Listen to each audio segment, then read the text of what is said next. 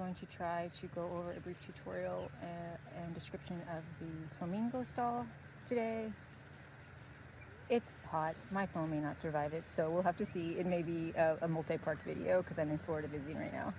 So you should have your front side stall first before you start the Flamingo, because it's the easy switch up to go from the front side to the Flamingo.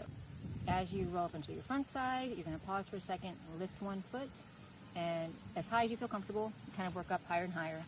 Set it back down on the coping and then roll back in backwards. If you want to jump straight into learning without putting 2 feet on first, that's fine and probably preferable, but you can learn it from the front side and do a switch up to the Flamingo if you want to. As you feel comfortable doing the roll up to the front side and the lift, and you've got your knee up nice and high and you're feeling stable on it, you can start rolling into it on one foot. So you're going to roll up just the same way you do the front side, but you're going to lift that knee before you put the other one down. So you're going to lift your knee that you're lifting and then roll or jump onto the coping with your other foot. Jump, roll, however you choose to do your stalls. If you're very nervous about jumping into that stall that way, a trick that helped me learn it was to kind of jump into it and intend on coming out. So I'll jump into the position and then bring my foot over the coping onto the deck and roll out, kind of have that pull myself out. And do that over and over again until you feel comfortable with the feeling of being balanced on one foot there. And then you're going to start trying to hold that for a little bit longer, Once you have the stall, or once you've started rolling up and rolling out safely, you feel comfortable with it, you're able to kind of keep that foot up for a second before you step out. You're ready to just do the stall. Now, if you're trying to do the stall and you're still rolling out, there's a couple things that you can look at. My phone cut off my list of troubleshooting things. So check to make sure you have a little bit of bend in your knee when you're doing the stall. Check to make sure that your shoulders are kind of staying in the bowl. The stall is more difficult, I find, on coping that sits real low, almost flush with the cement or the deck, as opposed to coping that sits up a little bit higher.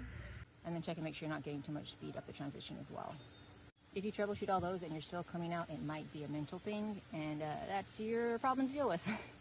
I personally am not a fan of rolling right back in off the Flamingo. A lot of people do it. It feels wobbly to me for some reason. I just don't have the skills for it yet. I think I just figured out why it is that I do not like to roll directly back in, and I rather put my foot down first, and it's because I'm stalling on my right foot and lifting my left foot, and I lead left when I go backwards. So I think I need to learn to switch it up and stall on my left foot so that it rolls back in on the coping, and then the right foot can follow it in, if that makes sense. So that's my bad. Apparently I didn't film this either. What I was saying was that I will usually put my lifted leg back on the coping and then roll back in that way. You can do it that way, but the lesson learned is learn to do it on the foot that you don't, or the foot that you do lead with when you go backwards. So I go forward with my right foot forward. I go fakie with my left foot backwards, which is really convenient in a lot of ways, but in this case it's a little bit troublesome because I naturally want to go onto my right foot for that stall, but it makes it difficult to roll back.